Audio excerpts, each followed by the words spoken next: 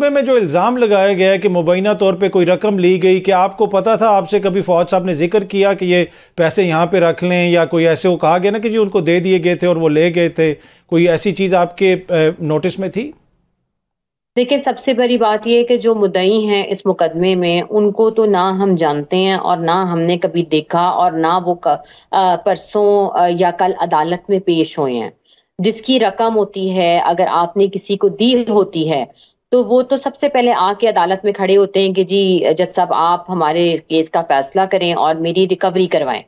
लेकिन हमने अभी तक ऐसे किसी भी बंदे को देखा ही नहीं अदालत में कि कोई आया हो या कोई गया हो।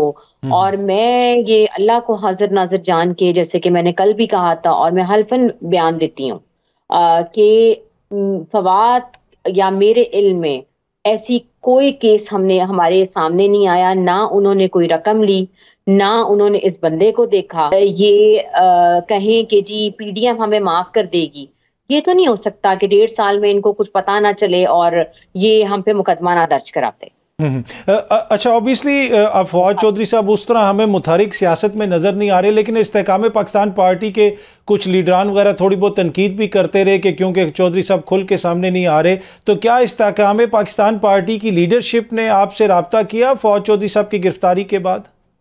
नहीं जी, मेरे से किसी ने रब्ता नहीं किया। मेरे से किसी की बात नहीं हुई, बल्कि मैंने अपने ट्विटर के जरिए तरीन साहब और ओन चौधरी साहब को पैगाम जारी किया था कि ये जितने भी आपके ये हैं इसके लौंडे लपाड़े आईपीपी के, ये जो बातें कर रहे हैं, ये जरा इनको थोड़ा सा गुरेज करें। ना इनका कोई करियर है, ना इनकी कोई हैसियत है इस वक्त सियासत में।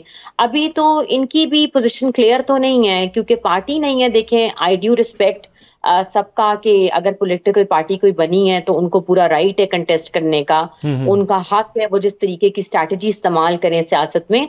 लेकिन आप किसी को तनकीद का निशाना नहीं बना सकते विदाउट वेयर एंड अबाउट्स। आपको पता नहीं है फवाद चौधरी के कि वो मिसिंग हैं, और ऊपर से डॉक्टर साहिबा और फयाजुल हसन चौहान के ऐसे ऐसे बयान सामने आ रहे हैं कि मैं आपको बताऊं, सिवाय अफसोस के और उसके मैं क्या कह सकती हूँ उसके ऊपर। आप अच्छा हिबा, उस दिन आप अदालत में भी गई हुई थी। फवाद चौधरी साहब को हमने देखा कि मुंह के ऊपर कपड़ा डाल के पेश किया गया, इसकी क्या वजह बताई गई? क्यों उनको पेश किया गया? और दूसरा, क्या आपकी फवाद साहब से मुलाकात हो सकी, कोई बातचीत हो सकी अदालत में? पहले तो जी वो मुझे तो समझ नहीं आई कि उन्होंने इस तरीके से क्यों पेश किया। मैं तो बड़े शौक में थी कि ठीक है, बाकी जितने भी मुल्जिमान आ रहे थे वो तो हथकड़ी लगे नहीं लगे नॉर्मल आ रहे थे, लेकिन मुझे नहीं समझ आई कि ये सब करने की क्या वजह थी और क्यों किया।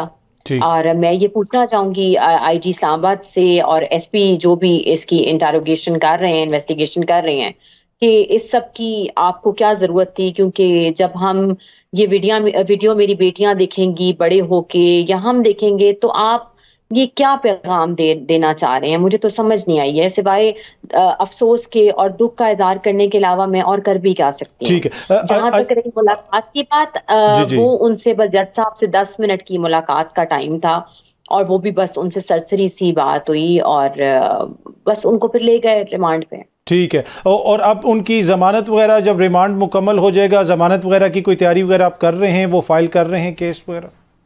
नहीं, अभी तो वो रिमांड पे है जी, कस्टडी में उनके, और उसके बाद कल उनको पेश करेंगे। 2 दिन रिमांड पूरा होगा तो कल उनको पेश करेंगे। तो अब कल देखें कि इन्होंने मुकदमे में क्या इन्वेस्टिगेशन की है, रिमांड मांगते हैं, जुडिशियल करते हैं या बरी करते हैं। आई हैव नो आइडिया, क्योंकि मेरी अभी तक रसीद नहीं है उन तक ना। ठीक है हिबा, बहुत बहुत शुक्रिया, थैंक यू सो मच।